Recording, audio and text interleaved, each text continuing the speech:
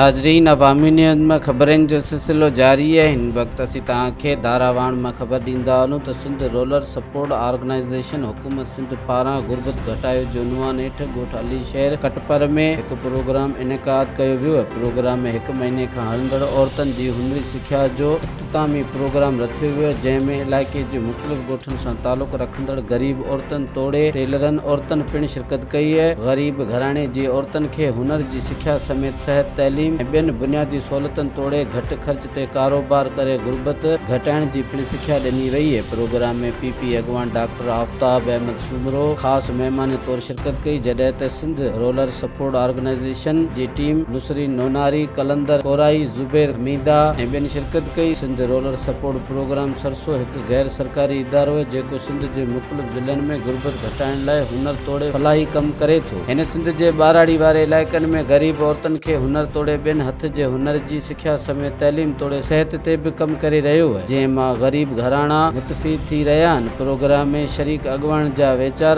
आख़िर में सरसो तरफ़ां ट्रेनिंग ॾिनल तोड़े ग़रीब तबिके सां वास्तो रखंदड़ गरीब औरतुनि खे सिलाई मशीनूं तोड़े मञता सर्टिफिकेट पिणु ॾिना विया। मज़ीद खबरों और तफसीलात के लिए विजिट करें हमारी वेबसाइट www.awamiNewsHD.com।